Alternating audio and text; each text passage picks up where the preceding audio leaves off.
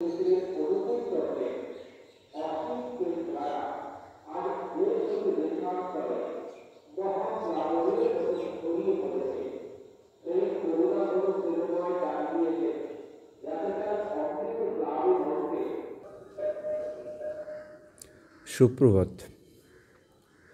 পাসন খেয়েছেন?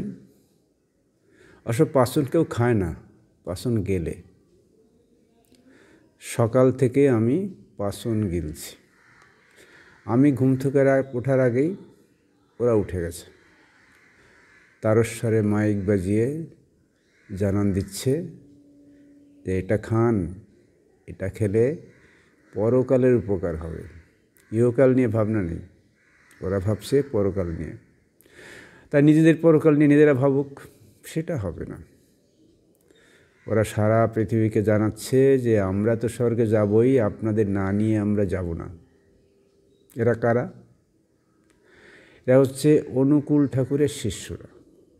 সব ধর্মই তাই।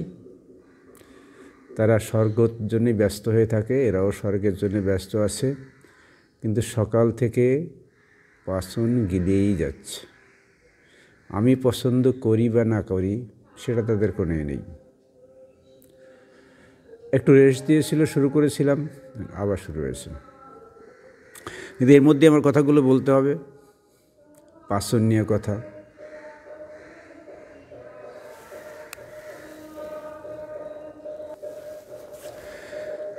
ধর্মীয় পাচন, অনুকূল ঠাকুরকে এরা দেবতা বলে না, পুরুষোত্তম বলে। কিন্তু স্বর্গে যাওয়ার জন্য তার কাছে ধর্ণা দিতেই হবে। আবার তিনি নিজে একা ঠাকুর নন, তার ছেলেরা ঠাকুর, তার বৌমারা, তার নাতিপুতি সবাই ঠাকুর। আর সুন্দর একটা ব্যবস্থা তিনি করে গেছেন। এই ঠাকুরের শরণ নিলে আপনাকে টাকা দিতেই হবে, প্রতিদিন 1 পয়সা রাখলেও রাখতে হবে, এবং সেটা যাবে ওইখানে। ঠাকুরমশাইয়ের আর কিছু না থাক, ব্যবসায়ী বুদ্ধি খুব সুন্দর ছিল। এক চিরস্থায়ী বন্দোবস্ত করে গেছেন। আমাদের এমন মানুষ যারা ঘোল খেতে অভ্যস্ত, তাদের ঘোল খাওয়ার ব্যবস্থা করেছেন। সেখানে জাতপাত আছে, সবই আছে, এবং স্বর্গের জন্য দরজা খোলা আছে। আপনি স্বর্গে যেতে চান, তাদের সঙ্গে হতে হবে। দোষটা কি শুধু অনুকূল ঠাকুরের? না, দোষটা সব ধর্মীয় ঠাকুরের।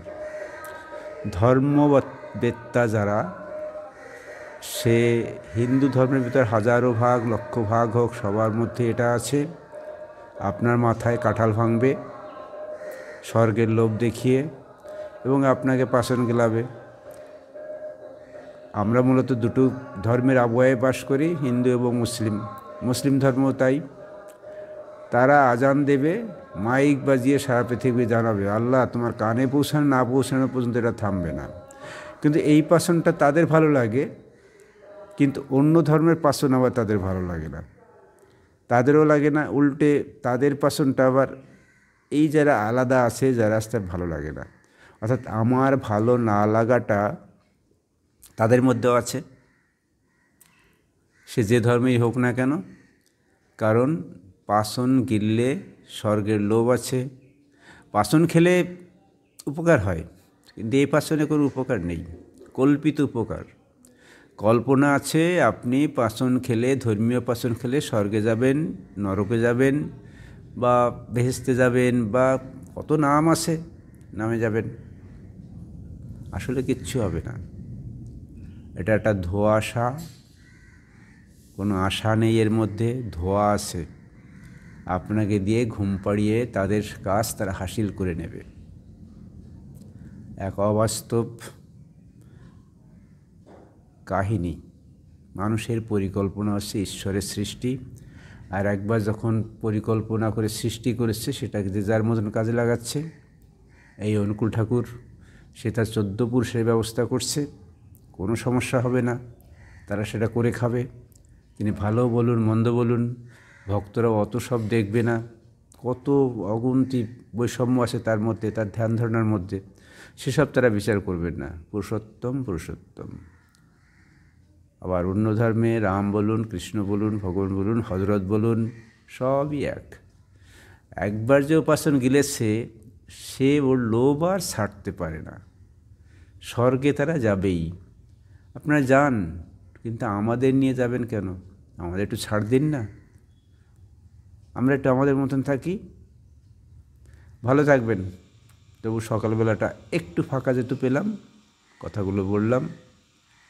আসি। আরেকটা কথা, আমার পছন্দ শোনার জন্যে সাবস্ক্রাইব করুন। ভালো না লাগলেও মাঝে মাঝে শুনুন। আমি তো আমার পাশালির মধ্যে আমার ভালো লাগা, আমার মন্দ লাগা, আমার জীবনের ঘটনা বলি, একটু একটু করে বলি। এতে এই বলাতে আমি ভালো থাকি, ভিতরটাকে অনেক উগড়ে দিতে পারি।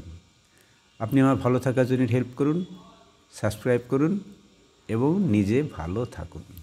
নমস্কার।